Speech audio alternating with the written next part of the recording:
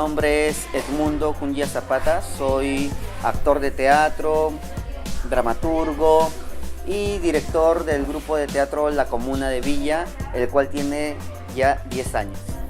La Comuna de Villa surge con niños de colegio hace 10 años, en la cual yo era el profesor de aula y juntamente con los padres de familia, después de unas presentaciones y de unos concursos que ganaban los niños siempre en diferentes eventos que habían, decidimos, ¿por qué no hacer un proyecto un poco más grande?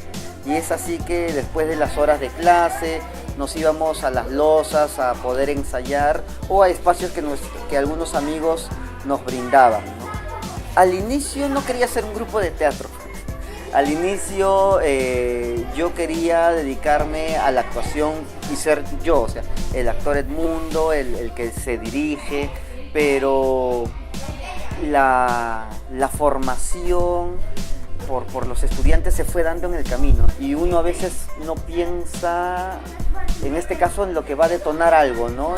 Y ahora al ver a los niños, al ver a los padres, yo me siento tranquilo, primeramente, me siento muy agradecido con Dios por darme toda esta oportunidad, ¿no? Porque creo que las cosas en la vida de las personas suceden por algo, ¿no?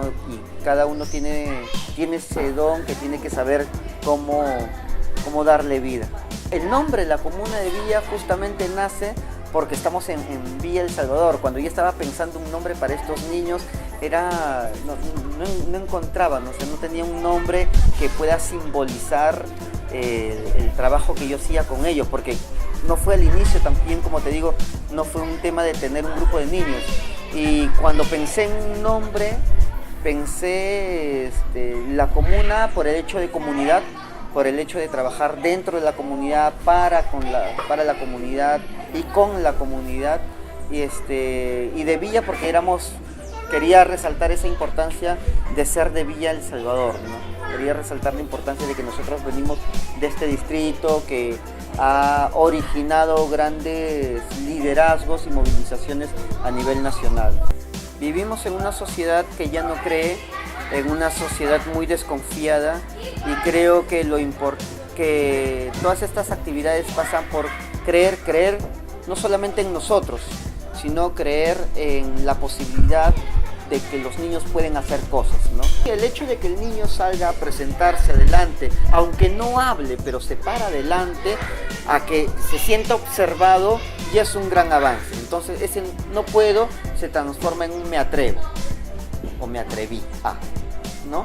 Entonces de ese me atreví a se van a originar cosas según la propia apertura de la persona, hasta que un día lo va a hacer. Acá tenemos niños que han dicho no puedo, o no puedo subir a los zancos, o no me da vergüenza hablar, no lo quiero hacer. Y lo hemos tenido, pero sabemos respetar los procesos en los cuales se encuentran y esporádicamente los empujamos a que puedan ver si se atreven. Creo que el mensaje que podría brindar desde mi experiencia es que todos aprendamos a creer en la capacidad que nosotros tenemos.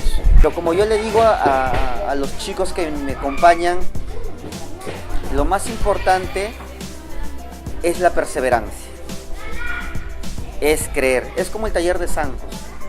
Es como los zancos, creo que son el más claro ejemplo de cómo perseverar hasta poder lograr un objetivo, ¿no?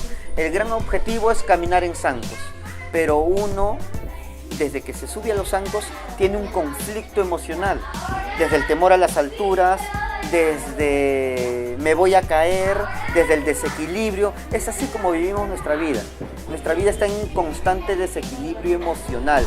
Por momentos estamos bien, por momentos nos agarramos de algo, soltamos ese algo y lo dejamos que se vaya, pasa otro y nos volvemos a agarrar. Entonces, lo más importante yo creo que es creer en la capacidad que tú tienes como ser humano de poder hacer las cosas.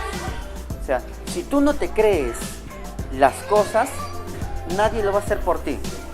O sea, yo les puedo decir a mis alumnos, tú puedes, tú lo vas a lograr, y motivar de 1000 maneras, con 1000 palabras y de 1000 formas.